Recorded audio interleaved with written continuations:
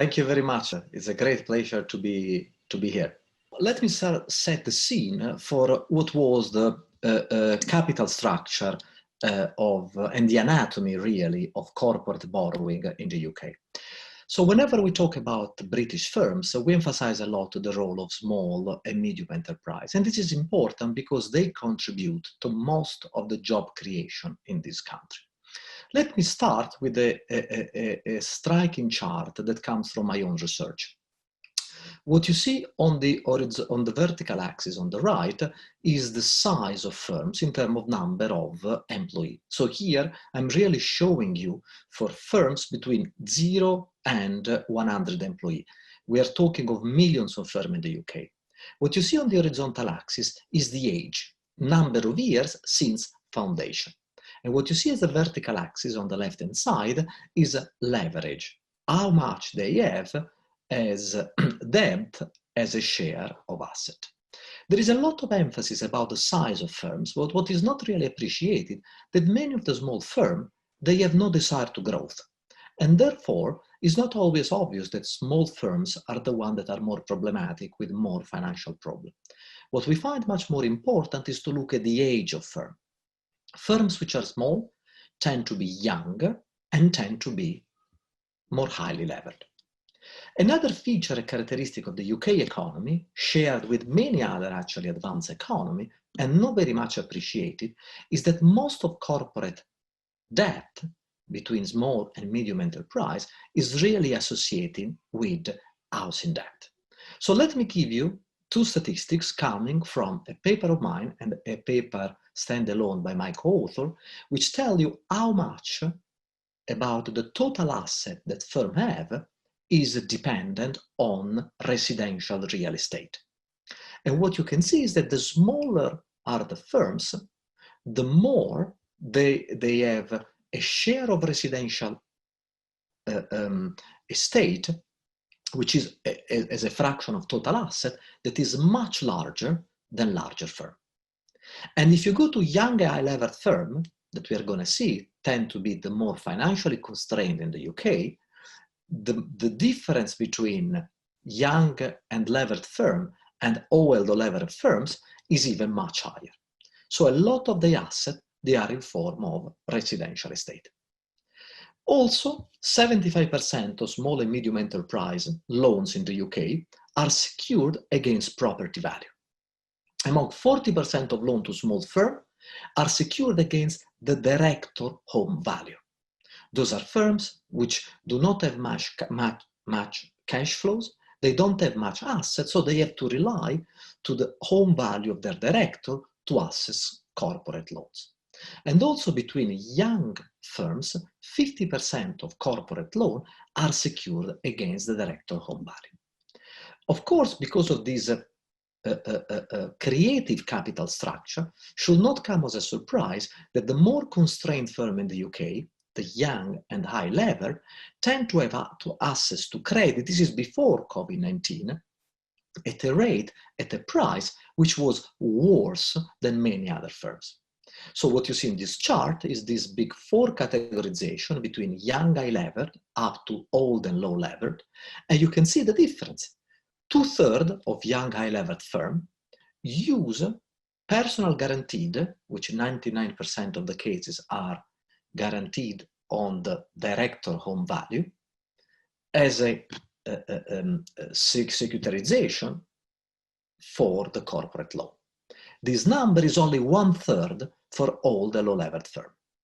As a consequence of that, they tend to pay 60 basis points more in terms of the price to access that credit. Having so little asset and having to rely on the guaranteed on the director home value, another source of obtaining loans from bank are cash flows. In this chart, again based on my own research, you see what is the ratio of cash flow over asset as a function of the asset at book value held by the universe of private firms in the UK. And what is notable is that those small firms with a low value of asset have a level of cash flows which is 3-4 times the value of their asset. In other words, those are firms which A, heavily rely on cash flows to pay their suppliers, to pay their workers, and also they rely on their cash flow to obtain new loan from banks. But as we are going to see, the COVID-19 crisis is very much a crisis of cash flows. So the ones that are going to be hit hardest by the crisis are exactly those small and young enterprises which most rely on cash flow and on house price to be able to access further loan. Just to give you a sense, small firms with the cash flow to asset ratio above 50% account for about 10% of employment among private business. Because private businesses, private firms account for more than 60% of employment in the UK, this implies that 6% of employment is at risk of losing a job simply as a result of the COVID-19 crisis. Another point to appreciate whenever you go to firms is to appreciate the vast extent of heterogeneity across sector and across capital structure. 10% of UK firms have no cash reserve for less than a month. Another 25% of firms has only cash reserve for 3 months. Only 30% of firms in the UK can survive for more than 6 months without immediate injection of cash flow. And in all this situation, before COVID-19, the main uncertainty facing UK firms was about Brexit. A significant uncertainty. 11% of investment of UK firms has been reduced, according to a survey of CEO of UK firms, simply because of all the time that is taken to organize and arrange to make a contingency plan for Brexit, amounting for a reduction in productivity between 2 and 5% in the 2 years after the referendum. So in all this situation of financial fragility and uncertainty, the COVID-19 hits. And the first thing that is apparent in the data, that this is a largely heterogeneous shock. You're going to see more in this presentation and later with Hélène that there are some sectors which are badly hit by the crisis. Those are retail, those are transportation, those are restaurants. At the same time, however, there are other sectors which are gaining, especially online shopping, revealing that there is some strong form of substitution between retail and online shopping. DIY, home repair, and alcohol and tobacco. Those are all purchase expensive that have really skyrocketed relative to what we have seen of the losing sector. The sectoral contribution is very important across the different sector and dimension of the UK economy. Last week, we have seen from the ONS the release that the first estimate for monthly GDP in April has dropped by 20%. On the left-hand side chart, what you can see is the contribution of each sector to the different, to the fall in GDP. And you can see that manufacturing, retail, hospitality have seen a very, very large contribution.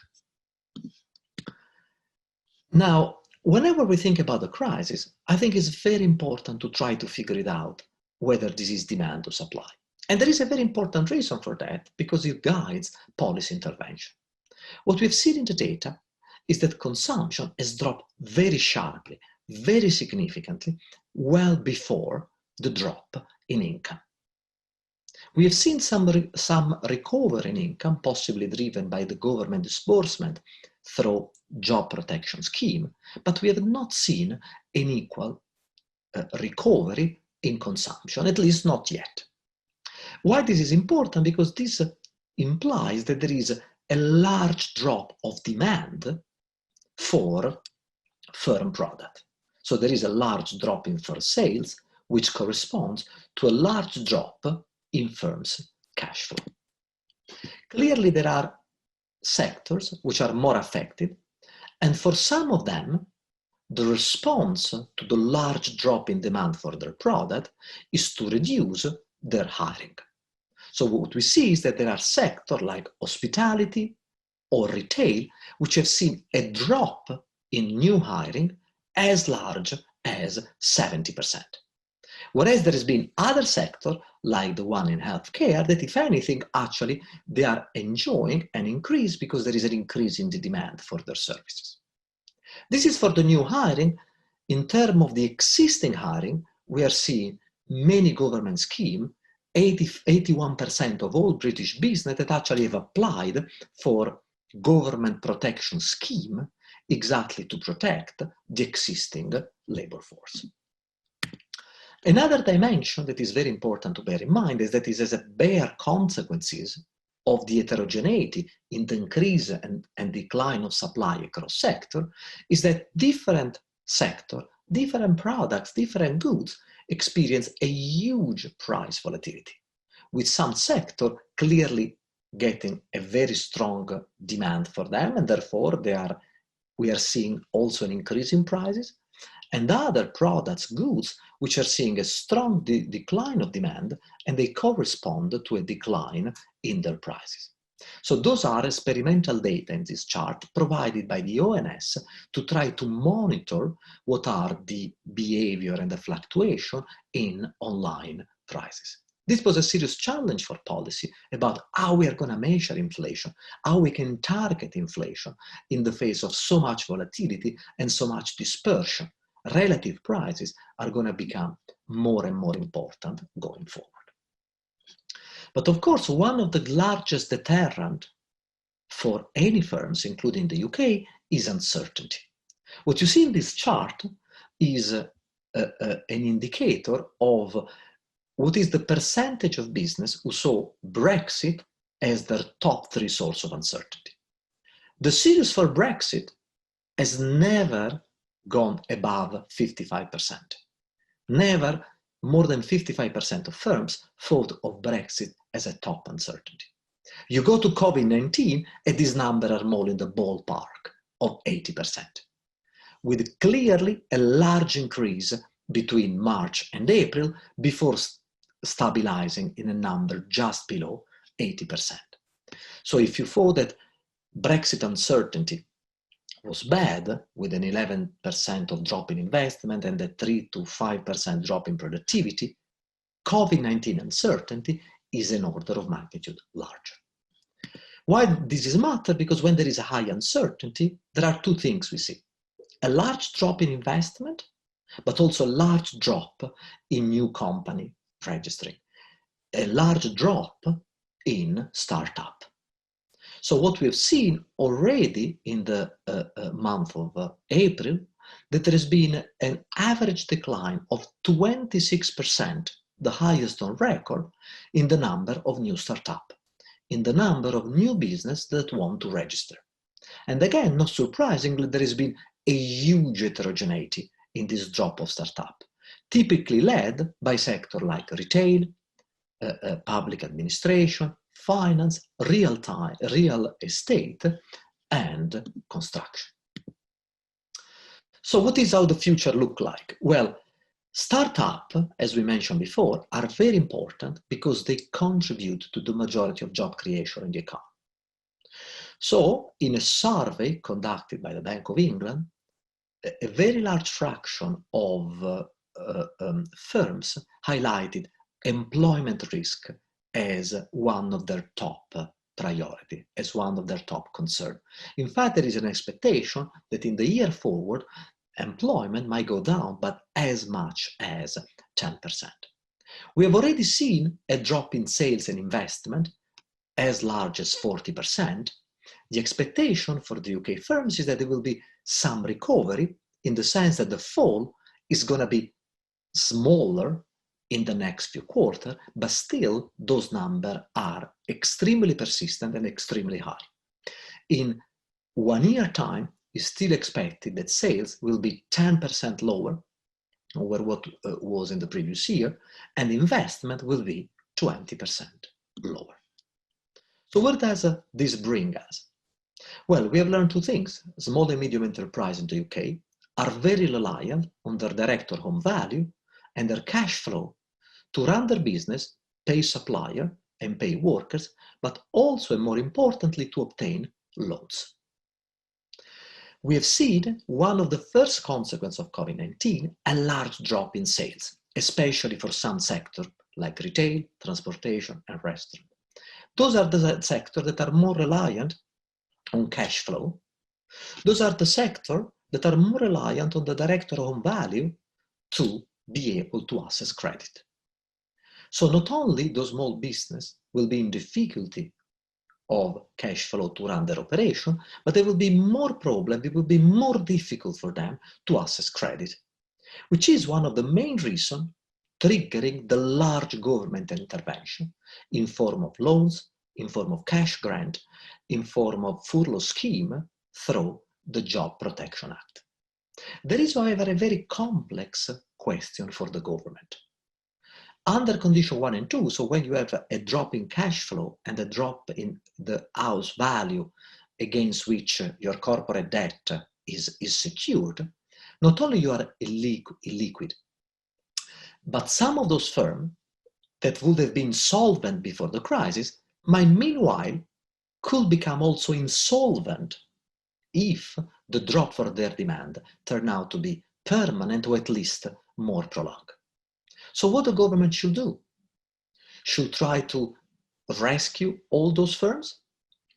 Textbook economics and finance will tell you, save those that are illiquid but solvent, but how about if some of those firms now become insolvent? Also, we have documented that there is a very large heterogeneity in product demand and in relative price. Should the winning sector, should the government think of subsidizing the losing sector by acting on the winning sector? Should the government think of some reallocation policy in the labor market to try to shift the excess of labor supply in some sector towards where there is excess of labor demand in other sectors? So many big questions for the government, but many large change we are seeing on the demand and the supply side of UK business.